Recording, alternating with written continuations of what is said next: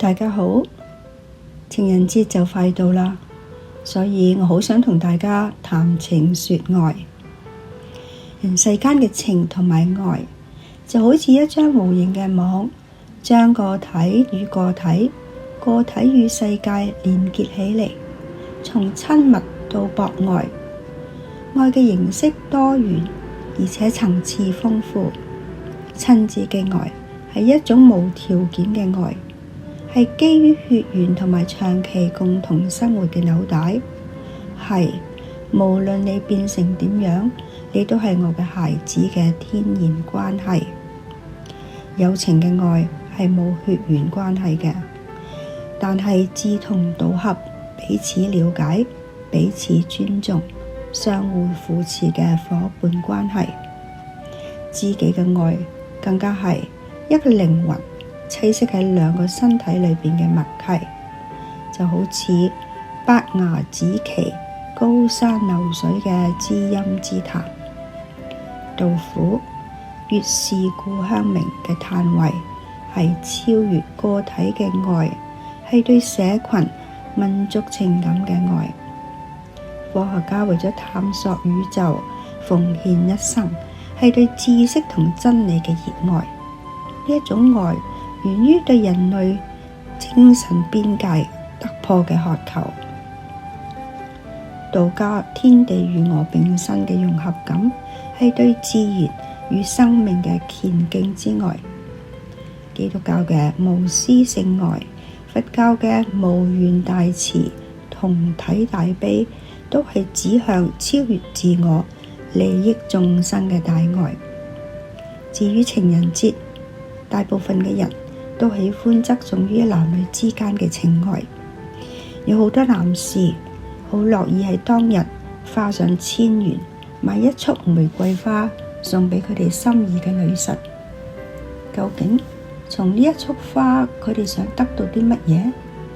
即時嘅浪漫，定還是係堅貞嘅愛情？又究竟男女間嘅愛嘅真諦係乜嘢？呢個係一個古老而且深刻嘅問題，無數嘅詩人、哲學家都曾經試圖回答。其實愛唔係一個單一嘅概念，亦都冇一個放之四海而皆準嘅答案。點解人喜歡愛？因為從愛我哋可以得到力量。咁愛嘅力量又喺邊度嚟嘅呢？愛嘅力量從來唔會自動發生，佢係需要真情嘅投入同埋真心嘅付出。愛嘅力量係嚟自雙方嘅深度理解、相互尊重同埋支持。愛嘅力量係嚟自分享，包括分享你嘅喜樂同埋悲傷。愛係奉獻，真愛意味住將對方嘅幸福、成長同埋自由視為自己同等重要，並且願意為此付出時間、精力同埋關懷。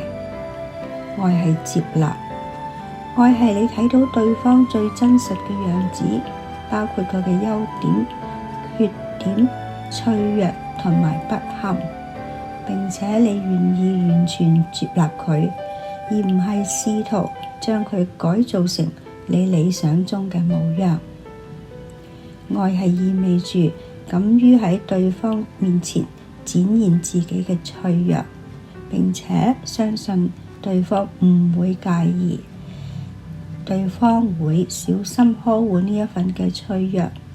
呢一種深度嘅信任係連接彼此情感嘅關鍵。愛係意志，唔係激情。人嘅感覺會有起伏，當激情過後，只有真愛先至能夠超越呢一種起伏不定嘅波折。愛係一種選擇同埋承諾，選擇喺困難中同你並肩，喺平淡中同你相守，承諾彼此珍惜，矢志不渝。愛唔係索取，索取最終只會讓彼此感到匱乏、疲倦。真正嘅愛係唔會持續削弱雙方嘅感情。不過愛嘅力量從來都係嚟自平衡，從享受被愛嘅同時，自己亦都要積極並且持續嘅成為一個給予者。你唔能夠永遠被動地等待愛給予你力量，你亦要主動將被愛嘅經驗轉化成內在嘅資源，同等嘅去付出。從相愛中得到嘅力量應該係一個良性嘅循環。你吸取佢，你充滿愛，你再給予愛，呢一種感情先至會係最柔軟，亦都係最堅韌嘅力量。其實愛嘅真諦唔係一個需要尋找嘅答案，而係一個需要用一生去實踐同埋體驗嘅旅程。佢發生喺每一個我哋選擇理解而非指責，給予而非索取，忍耐而非放棄嘅瞬間。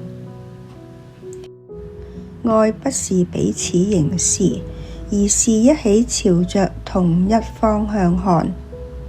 呢句話係出自《小王子》嘅作者安托萬聖修伯里。愛嘅真諦，或者就係隱藏喺呢一種相互承諾同埋共同朝向未來嘅人生旅程之中。祝願天下有情人終成眷屬。Happy Valentine's Day！ 我係是非人，多謝你哋嘅收聽，下一輯再見。